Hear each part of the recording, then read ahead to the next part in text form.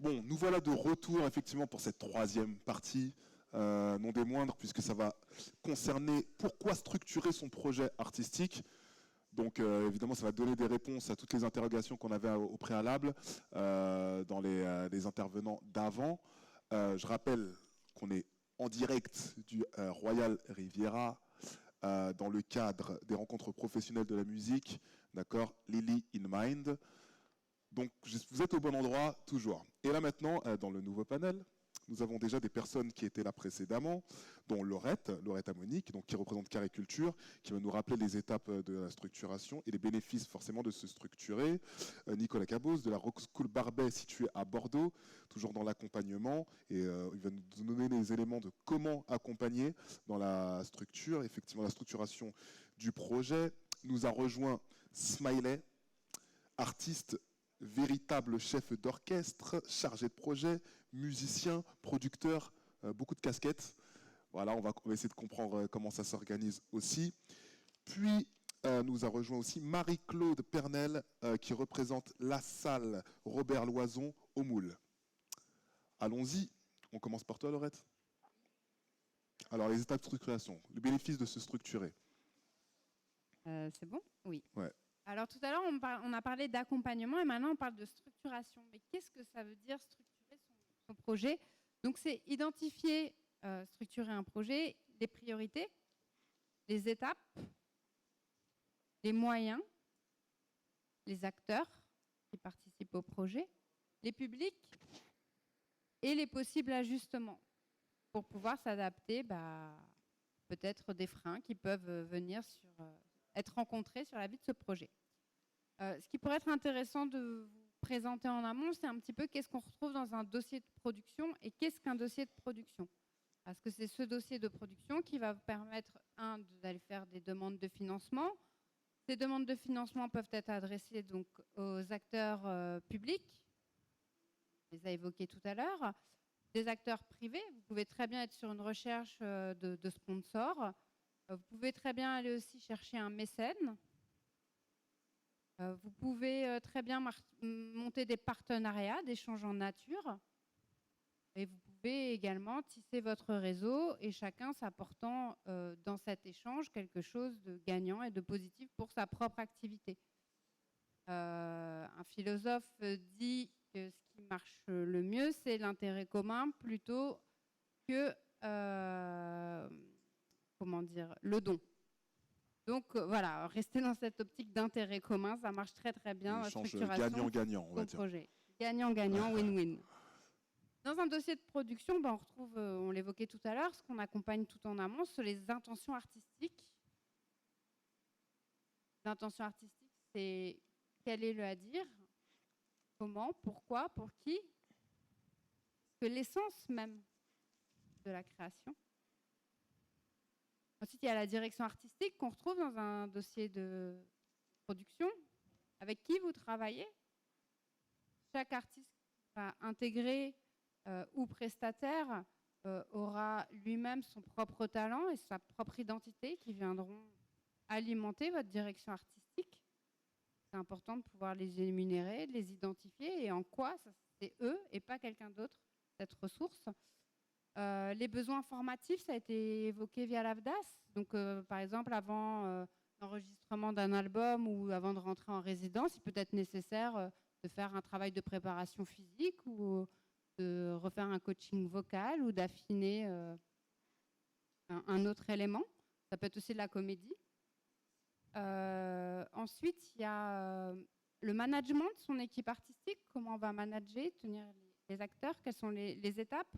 C'est-à-dire que sur un projet, il y a plusieurs acteurs, mais il y en a qui travaillent au début du projet, d'autres au milieu, d'autres à la fin et d'autres qui restent sur toute la durée de vie du projet.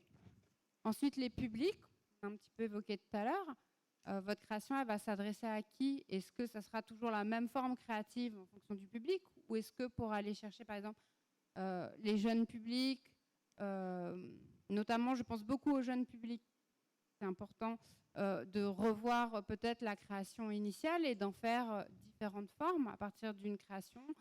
Ça peut être adapté, s'adapter pour les publics, mais aussi s'adapter pour les salles, avec évidemment l'objectif bien généralement de pouvoir être sur scène dans la version la plus complète de sa création. Ensuite, il y a les acteurs en lien avec le projet. C'est important de pouvoir les identifier aussi dans le dossier de production. Les acteurs en lien, c'est bien souvent les partenariats associatifs qui peuvent être tissés entre associations. Donc, ces fameux partenariats gagnant-gagnant. Jenny l'a fait sur son projet. Ça a été très bien ciblé par rapport aux problématiques et à son expression. Les personnes ressources, votre entourage, par exemple, est-ce que vous pouvez emprunter de l'argent et que vous allez rembourser ou pas? Combien? Est-ce que si vous êtes maman, il y a quelqu'un pour garder votre enfant un soir de scène? Toutes les personnes qui peuvent être bénéfiques, est-ce que vous savez être des bénévoles qui vont par exemple multiplier des posts sur les réseaux sociaux et qui viennent vous créer un noyau public? Ça peut être ensuite à retrouver sur le dossier les stratégies de développement, quelles sont les étapes, qu'est-ce qu'il faut mettre en œuvre, à quel temps ces étapes de création et de mise en œuvre, elles doivent avoir un début et une fin, donc identifier les deadlines pour être sûr que ça avance. Ensuite, c'est toutes les stratégies de marketing, de communication. Pareil, tout ça, ça se met sous rétro-planning, ça se calibre, ça se pense en amont pour aller chercher les cibles, identifier. Les stratégies de diffusion et médiatique, quelle relation aux médias, à quel moment on va chercher tel média chaud, tel média froid, la télé, la radio, un journal. Et puis les salles, comment déjà on peut essayer d'imaginer sa tournée, et puis quelles salles on peut aller démarcher avant que la création existe pour avoir déjà des partenaires de diffusion. Ça peut passer par un préachat, ça peut passer par une lettre d'intention, mais c'est toujours un plus. Avant la mise en œuvre d'une création, ça montre qu'il y a déjà des personnes intéressées par ce que vous êtes en train de mettre en place. C'est rassurant pour tous les partenaires, et puis c'est rassurant pour vous, en priorité. Et puis ensuite, il y a toute l'administration de la structure qui est importante, de sécuriser ce dossier de production qui va circuler à vos différents interlocuteurs, c'est-à-dire l'administration, qui sera l'administrateur, qui sera le comptable, qui va faire les déclarations, est-ce qu'il y a une assurance, votre association. Voilà, tout ça c'est vraiment pour mettre en place la stratégie de financement, sachant que chaque interlocuteur a des besoins différents et que votre projet doit s'adapter aux besoins de votre interlocuteur. Tout à l'heure, tu parlais de jeunesse et sport, ce n'est pas les mêmes besoins que pour le ministère de la Culture, tout simplement, que pour une salle de spectacle. Donc ce dossier de production doit retrouver tous ces éléments à court, moyen et long terme. Il se réajuste aussi en fonction de qui on l'adresse. Il peut être dans une version très complète et faire une 50aine de pages. C'est l'équivalent d'un business plan dans le milieu de l'entrepreneuriat. Ou alors, il peut être beaucoup plus court quand on est sur d'autres types de subventions. Mais s'il est court, c'est qu'on maîtrise son sujet, en fait, puisqu'en quelques slides, on peut vraiment exprimer l'essence même de son projet s'il est vraiment bien identifié et monté en amont. Voilà ce que c'est que structurer son projet. Et l'idéal étant d'avoir une vision au moins sur 3 ans. D'accord. Donc en vrai, avoir un dossier de production clair, c'est bien pour soi déjà, mais aussi pour les interlocuteurs potentiels et pour, entre guillemets, vendre le projet. Tout à fait, c'est-à-dire que la plupart des interlocuteurs vont dire montre-moi ta création, mais la création, vu qu'il faut la financer avant de pouvoir la montrer, un dossier de production permet de sécuriser et d'encourager les différents partenaires à s'investir, que ce soit d'un point de vue monétaire ou alors en nature, tout simplement, et d'aller chercher tous ces partenaires. Okay. Et d'être plus il y a de monde sur un projet, plus aussi l'effet auprès, on touche plus de public et puis on ramène plus de monde et voilà. D'accord. Plus de viralité, quoi. Très bien. Nicolas, comment ça se passe à la Rock School Barbet de Bordeaux? Là, je vais plutôt m'interroger peut-être moins aux musiciens, mais plus à ceux qui veulent déjà se structurer, qui veulent peut-être monter des salles, qui veulent créer des collectifs, qui les ont déjà, des collectifs d'artistes. Donc la Rock School Barbet, nous on travaille, comme je disais, depuis le musicien amateur jusqu'au professionnel, avec un focus et une attention plus importante sur les semi-pros pour justement les professionnaliser. Mais ce qu'on trouve important, c'est de commencer par les musiciens amateurs, parce que c'est eux, évidemment, au début de l'aventure. Donc on travaille beaucoup sur des tremplins, par exemple. Les tremplins, ça permet au groupe de jouer dans des conditions professionnelles. Donc on organise beaucoup de tremplins, ou alors on est partenaire.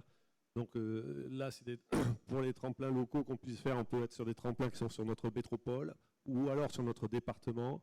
Après, sur des tremplins nationaux aussi. Donc par exemple, pour le hip-hop, on travaille avec Buzz Booster, Rappeuse, qui est un tremplin qui est dédié aux femmes, parce que c'est compliqué aussi, c'est aussi notre problématique, on ne va pas aborder aujourd'hui, mais c'est que pour que les femmes puissent se sentir légitimes dans le milieu des musiques actuelles, ce n'est pas encore évident partout. Donc on appuie aussi ce genre d'initiative, c'est important. Donc par le biais de ces tremplins, ça permet à la fois au groupe de se produire dans des conditions professionnelles, mais ça leur permet aussi de se rencontrer et de pouvoir échanger et de créer des réseaux, des échanges et de créer des concerts ensemble.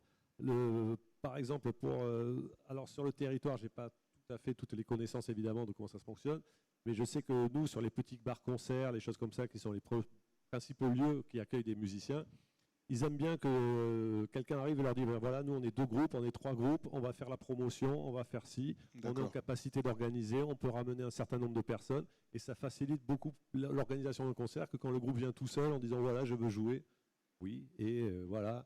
Donc voilà, cette structuration, elle vient de ces petites étapes. Et voilà, donc on a aussi des réseaux de musiciens, donc on développe un petit peu plus largement sur le territoire. On monte par exemple une tournée avec 5 groupes, chaque département. Alors évidemment ici, ça serait peut-être entre Martinique, Guadeloupe, Guyane, ça tout dépend des moyens que peuvent mettre des institutions pour ça. C'est des financements qui sont plus importants du fait des voyages. Mais on prend 5 groupes, chaque département choisit un groupe et on les fait tourner les 5 dans 5 salles. Ce qui permet déjà d'avoir 5 dates pour ces groupes émergents, et ça leur permet de créer des réseaux entre eux, et après ils s'auto-organisent entre eux sans avoir plus besoin de l'aide qu'on apportait au départ, ce premier pas, ce coup de pouce. Et donc créer des réseaux comme ça, c'est important, et donc c'est comme ça qu'on accompagne aussi. Ça, c'est des trucs un peu plus collectifs. Et après, pour les musiciens, j'en ai déjà un petit peu parlé. Donc là, on accompagne vraiment en projet. Donc nous, comme je disais, on n'est ni label, ni tourneur, etc. Mais l'artiste vient nous voir, on est facilitateur de démarche.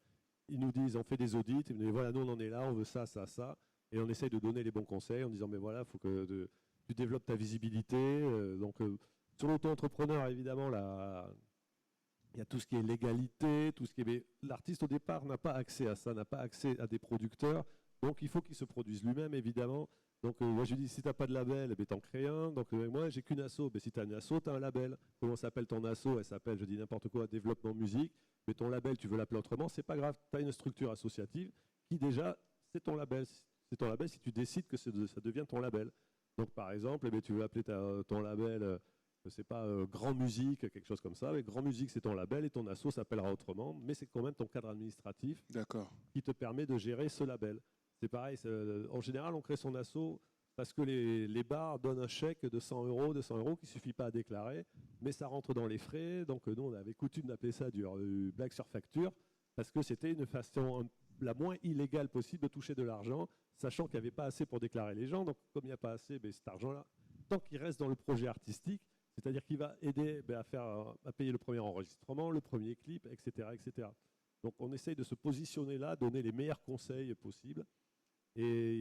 Parce que la musique a changé avant, souvent les groupes, leur premier pas, c'était faire des concerts. Ils répétaient, ils faisaient des concerts. Et maintenant, avec le développement de la technologie, les groupes, ce qu'on observe, c'est que la première chose qu'ils font, c'est un enregistrement avant des concerts, c'est faire un clip parce qu'ils ont un pote qui a une caméra, et que les outils sont beaucoup plus accessibles. Mais après, arriver sur scène, c'est plus compliqué. Donc, on s'adapte aussi à ces problématiques, et nous, justement, on travaille, les groupes qu'on accompagne, on leur met de la répétition gratuite, on leur met des résidences gratuites. Alors évidemment, on a des budgets à respecter, et tout ça sans l'aide des institutions, évidemment, c'est pas possible. Donc on essaye d'aller chercher de l'argent pour les groupes pour soutenir leurs projets. Voilà, c'est un petit peu comme ça qu'on conçoit l'accompagnement. Et les groupes pro, eux, on met juste des choses à disposition, on travaille sur des projets à l'international. Parce que l'international et la mobilité, c'est ce qui nourrit le projet artistique. Nous, quand on a par exemple des groupes qui sont sur de la chanson française et qu'on monte des échanges avec le Québec, ça leur permet de voir la différence de l'interprétation, de comment la langue est employée. Ça permet aussi de rationaliser. Voyager, ça veut dire aussi se passer de certains instruments, de certaines choses. Ça permet aussi d'utiliser d'autres instruments sur place. Donc ça permet toute une logistique nouvelle, une professionnalisation, apprendre à se concentrer sur l'essentiel. Et évidemment, la rencontre et l'échange permet, lui, de travailler sur le travail artistique, principalement qui doit rester la base du musicien. Okay. Donc, voilà un petit peu tout ce qu'on essaye de mettre en place en tant qu'accompagnement. Mais c'est grandement facilité parce qu'on a un lieu identifié, oui. On a de la place, on a des budgets de fonctionnement qui permettent de salarier des gens qui font ce travail-là. On a des studios de répétition, d'enregistrement, des salles plus ou moins grandes pour faire jouer. Et un réseau, le réseau SMAC, on a d'autres réseaux. On a un réseau Rock School qui concerne les écoles de musique. On a une école de musique aussi qui n'est pas diplômante, mais qui est de transmission. Ce sont des musiciens qui transmettent leur passion par groupe de 3-4.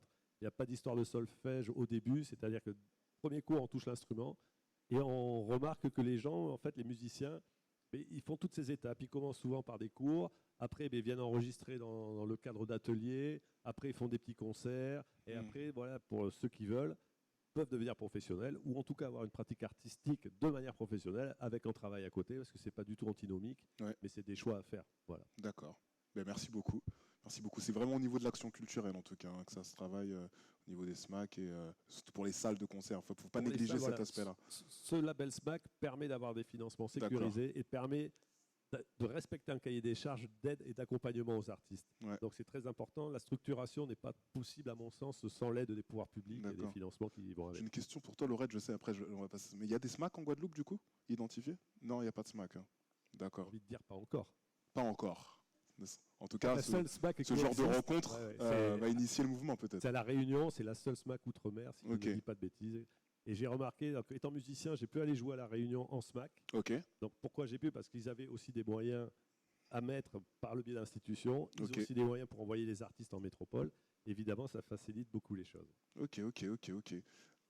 Ce sera intéressant maintenant d'entendre. Normalement, je sais que j'aurais dû donner la parole à Smiley, mais je pense que... En tout cas, j'aimerais que Marie-Claude Pernelle intervienne parce que tu représentes la salle Robert Loison au Moule. Et je suis sûr qu'il y a, par rapport à ce que tu as, il y a beaucoup de choses que tu pourrais nous dire, notamment ton rapport avec les structures qui t'approchent, les compositions des projets que tu as sur la table, comment tu fais le tri, parce que nous, on a envie de savoir, du coup, là, on est beaucoup à être porteurs de projets, mais de ton avis, de ton point de vue, comment ça fonctionne? Alors nous, on est une salle polyvalente, municipale, je tiens à préciser. Donc, je suis entre le service public et le service et les activités majoritairement privées de la culture. Ce n'est pas toujours évident de trouver le lien et de trouver des solutions entre les deux, mais on se bat. C'est une salle, salle Robert Loison. Robert Loison, c'est un grand chanteur du gros cas. Oui. Vous pensez bien que tout ce qui est musique et danse traditionnelle, c'est un point fort. Et tout ce qui va vers le fusion cas, électro cas, enfin, ce que vous voulez. On fait aussi, on a pris une spécialité danse. Danse traditionnelle jusqu'à la danse contemporaine. Et on fait du cinéma. Et on lit les deux. Alors après, c'est du théâtre et c'est une salle municipale, donc ça couvre d'autres activités.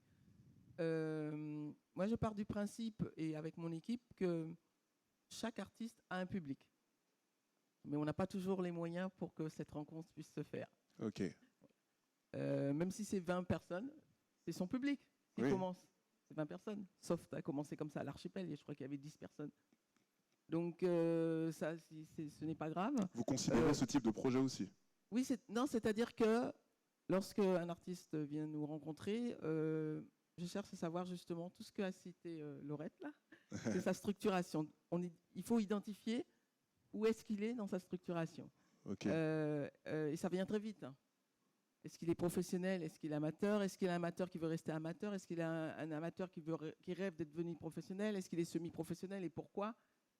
Parce que tout de suite, nous, ça renvoie à des moyens institutionnels, administratifs qui ne sont pas les mêmes. On est une salle qui donne quand même sa chance puisqu'on est la seule salle à faire un contrat, on appelle le contrat 1585. C'est un contrat de co-réalisation qui permet à des artistes de prendre des risques et de ne pas louer la salle. Et comme nous, les villes, on n'a pas toujours les moyens de pouvoir payer des cachets. Le cachet moyen au niveau national, c'est 6 000 €. En Guadeloupe, non, je ne pourrais pas payer. Je n'ai pas caché, j'ai 50 000 € pour acheter des spectacles à l'année. Si je me mets à payer des 6 000 €, ça va pas faire beaucoup de spectacles dans l'année. Oui, ça va. Ça va être vite être réduit. Donc, on achète beaucoup de jeunes publics parce qu'on sait que derrière, on va pouvoir faire de l'éducation artistique. Et très peu, il faut avouer, à l'échelle de la ville du Moule, de spectacles. Voilà, on tourne entre 1000, 2000. Si c'est 3000, c'est vraiment un effort qu'il faut que je justifie en hiérarchie. Ok. Voilà. Et comment tu les choisis? Alors, comment sont les choisis? Déjà, on a, comme je vous dis, les thématiques. Et c'est toujours le projet. C'est-à-dire, est-ce que l'artiste, s'il a fait sa vision artistique, s'il a un propos artistique, il l'a aussi pour le public. D'accord. Soit il l'a construit dans le temps, donc comme ça il a un capital, c'est facile. Je dis ça pour ça parce que s'il n'y a pas de propos artistique, il n'y a ni pour les institutions, mais ni pour le public, donc la communication, ça va être difficile. Et comme on n'a pas beaucoup de gros moyens de communication, je rêve, c'est vrai, j'adore accompagner les artistes qui sont en émergence, mais ça demande un effort en termes de vous connaissez dans nos moyens, on a quoi? On a Guadeloupe Première, Canal 10, etc. En plus, ce ne sont pas des journalistes tellement portés sur l'émergence. Donc, on n'arrive pas à... C'est très, très décevant. Même si on aime un artiste, on l'aime passionnément, on adore son travail, on peut le programmer et le public n'est pas au rendez-vous. Ok. Donc, on a d'autres astuces. Il y a la possibilité de les prendre en résidence.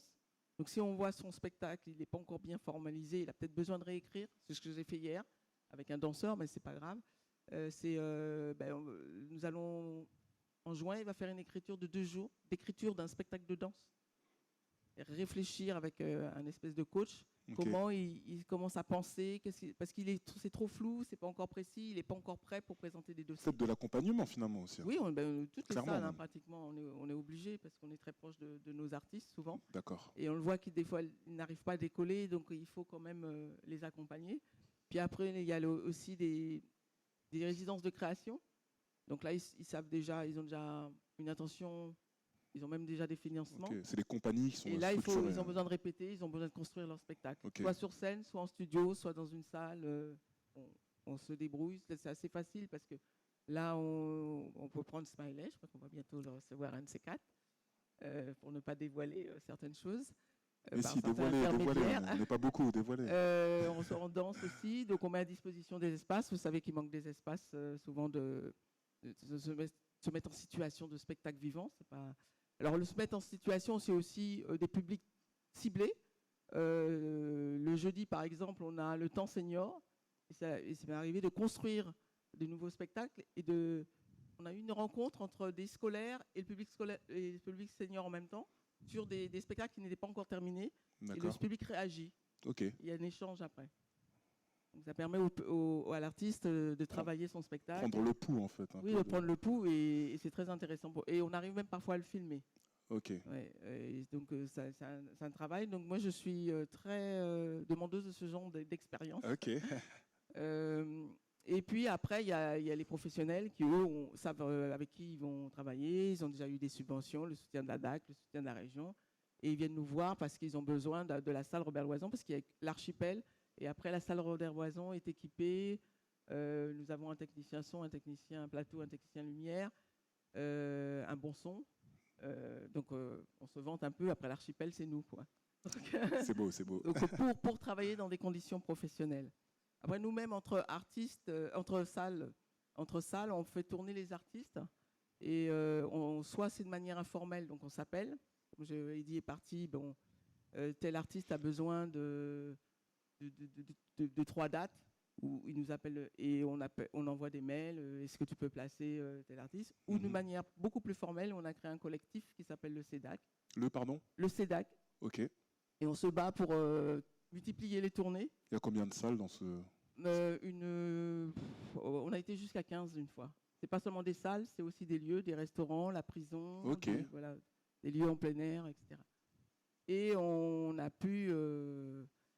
une fois, je dis ce que j'ai raconté à Ginny, une fois on a reçu 60 dossiers pour 8 tournées quand même. Ça vous donne... Parce qu'il y a musique, il y a jeune public, il y a théâtre, il y a danse. On sent que la demande du terrain est extrêmement forte. Mais tout le monde n'est pas effectivement arrivé au niveau de structuration pour pouvoir assurer de tourner. Mais c'est important qu'ils puissent tourner parce qu'on a trop de spectacles pour 1 ou 2 dates, ça ne sert à rien. Bien sûr. Et ils ne peuvent pas être suivis au niveau, même pour la diffusion. Du coup, ils ont proposition de diffusion quand même importante. Hein. Quand on a 15 dates, 12 dates, on peut après prétendre aller plus loin et avoir une visibilité. Et pour nous, les salles qui n'ont pas beaucoup de moyens, on mutualise la communication et on mutualise le cachet, ce qui fait qu'avec les subventions de la direction des affaires culturelles et les subventions de la région, les artistes peuvent prétendre à un cachet normal. Et un seul contrat, pas 10 contrats. Nous aussi nous engageons avec la DAC peut-être des conventions un peu plus longues, partenariats un peu plus longtemps. Bon, là, je parlais de la danse, mais on est en train de signer artistes en territoire. C'est sur plusieurs années et c'est un travail qui m'intéresse beaucoup puisqu'il associe non seulement l'artiste à son travail artistique, mais aussi à la rencontre avec les associations, les artistes de notre commune. D'accord. C'est une démarche qui, là, on prend le temps de se poser, le temps de faire des ateliers, des conférences, des rencontres scolaires, des rencontres avec les seniors, et de créer finalement tout un travail de création de public. De réseau aussi. De réseau, voilà. Je peux parler encore longtemps, je vais laisser... Mais en tout cas, c'est très intéressant. On boit les paroles parce qu'on sent que c'est vraiment une approche globale, en tout cas, et que selon le niveau de maturité des projets, tout le monde peut être concerné au final. Alors, un petit exemple pour la pragmatique, parce que j'aime bien les exemples qui descendent un petit peu. Allons-y. Lorsque vous avez un artiste qui n'est pas structuré, c'est toujours l'éternel problème des outils de communication. Donc, pas de photos, pas de clip correct, pas de dossier. Donc, alors, vous devez mettre la photo sur le grand panneau d'entrée de la ville, pas assez de pixels. Voilà. En fait, non, mais je prends cet exemple parce que ça se multiplie. Alors après, au droit d'auteur, il n'y a pas ça, il n'y a pas ci. Oui. Après, en assurance, il n'y a pas ci, il n'y a pas ça. Ça se retranscrit partout, après, en fait. il a un musicien, celui-là, il n'est pas disponible, celui-là, il est libre aujourd'hui. Donc, tout ça, c'est la structuration. Et c'est pour ça que le travail dont a parlé Laurette est extrêmement essentiel, mais il est sur un temps long, il ne faut pas se cacher. Et plus nous, on peut accompagner dans le temps, mieux c'est pour l'artiste après. On ne peut pas faire un coup, ça, c'est pas possible. Bien sûr. On ne peut pas engager. En plus, avec les financements des villes, il faut savoir qu'on donne un budget pour une année. Je ne peux pas improviser des choses en cours d'année. En tout cas, il faut s'inscrire dans le temps pour bien maturer le projet au niveau artistique et autour, en tout cas. C'est presque ce que j'ai bien compris, pour collaborer plus sereinement avec les autres. Smiley, d'accord, du coup, tu vas nous en parler, puisque je sais que voilà, tu connais aussi Carré Culture, tu as beaucoup travaillé aussi avec eux. Est-ce que tu peux nous rappeler toutes les étapes et les bénéfices que ça t'apporte et puis nous présenter ton projet ? Bonjour à tous, Smiley, chanteur, comme on m'a présenté, là effectivement c'est conforme. Oui, donc on fait un travail avec Carré Culture, avec Laurette, de structuration. C'est vrai que ça fait un moment que... Oui, bien sûr, avec Michael, avec Laurette. Bon, j'allais commencer par toi et puis enchaîner avec lui. Mais effectivement, donc on travaille de concert pour... C'est le cas de le dire. pour m'aider en fait à structurer ma démarche que je mène depuis un certain temps et avec laquelle je préfère prendre le temps parce que c'est ma vie, donc j'ai tout mon temps en fait finalement et je ne veux pas brûler les étapes et donc c'est pour ça que l'apport donc du duo Michael-Laurette pour la structuration et à travers l'accompagnement qu'il mène, comme disait tout à l'heure Jenny, ça permet, si tu veux, de se recentrer. Et puis, nous, on a une vision artistique qu'on a envie de partager avec le plus grand nombre. Et souvent, on a un déficit, si tu veux, au niveau des prérogatives et du savoir, des connaissances. Ouais. Donc, on sait très bien en face du public comment réagir, qu'est-ce qu'on va leur proposer. Mais si tu veux, entre la pensée artistique et jusqu'à l'arrivée sur la scène, il y a ce vide parfois dans la tête dans nos têtes. Hein, où on se demande mais comment on va faire pour... Alors ça, j'ai envie de faire par exemple un super concert de reggae, voilà, où je parle de l'histoire du reggae, bon, je prends des choses comme ça. Ok, ça c'est l'idée. Comment je vais prendre ça pour l'emmener sur la scène? Et c'est là où, avec Laurette et avec Michael, on arrive à préciser avec leur expérience ils m'aident et ils nous aident, je pense, tous ceux qui travaillent avec eux, à repréciser les choses, à redéfinir nos idées et à les traduire de manière claire pour obtenir un dossier de production. Ouais. Elle en a parlé tout à l'heure. Et ce dossier de production, c'est justement le réceptacle finalement de l'idée artistique qui se traduit à travers un dossier, qui se traduit à travers des écrits et qui se traduit à travers des éléments qui permettront effectivement aux institutions, aux bailleurs de fonds, de bien comprendre notre démarche pour pouvoir éventuellement nous aider. Est-ce que toi-même, le fait d'établir ce dossier de production et clarifier les choses, ça t'a toi-même clarifié ton projet pour toi-même, j'ai envie de dire? Est-ce que oui, surtout, ouais. Ça me permet même d'évoluer sur moi-même, hein, puisque ouais. Au-delà du projet artistique, ça me permet de bien définir ce que j'ai envie de faire. Ouais. Avant de leur en parler, il faut quand même que je sache où est-ce que j'ai envie d'aller, comment j'ai envie de le faire. Et eux, ils vont m'accompagner à ce moment-là pour traduire cette volonté artistique et personnelle et professionnelle en un élément qui va permettre d'aller voir même un mécène, une collectivité publique, une salle de spectacle, qu'elle soit privée ou publique, voilà, de voir nos interlocuteurs naturels et de pouvoir à travers le document qu'on a créé, mieux exposer, si tu veux, ce qu'on a envie de faire et comment on a envie de le faire. Ok. Ben, merci beaucoup, Smiley. C'est moi. Vas-y, Laurette. Allô? Il y a quelque chose de très intéressant qui a été dit par Marie-Claude, c'est qu'elle travaille en collaboration avec les autres salles. Et je pense que plus les acteurs culturels, chacun dans ses compétences, sont en échange et sont coordonnés autour d'un projet de création, autour d'un artiste, si les acteurs culturels sont structurés, c'est aussi un plus pour la structuration du projet artistique. Par exemple, pour monter un dossier de production, c'est important aussi d'avoir une salle qui puisse soutenir, comme c'est important d'avoir un partenaire financier. Les conseils avisés de Céline Brugère, justement, tu parlais de proximité sur ce territoire avec les artistes.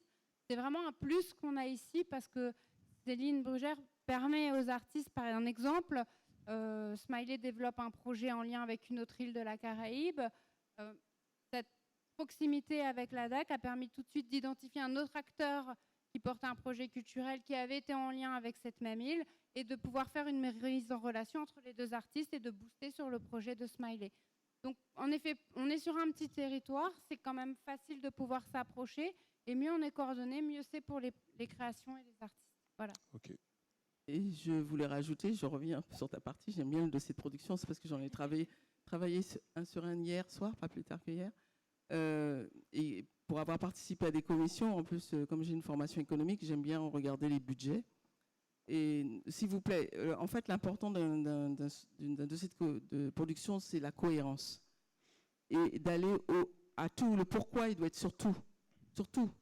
C'est-à-dire pourquoi ci, pourquoi ça, pourquoi 2 musiciens, pourquoi 3 danseurs, pourquoi... il n'y a pas de choses au hasard. Et tout doit être argumenté, les moyens comme les objectifs, parce que l'histoire de faire son dossier artistique avec une personne et demander à notre ami comptable de faire l'autre partie, bon, voilà. C'est comme ça qu'on voit tout de suite que le projet avait un joueur de batterie, un joueur de jeu, et à la fin, au budget, ils ont disparu. Hein.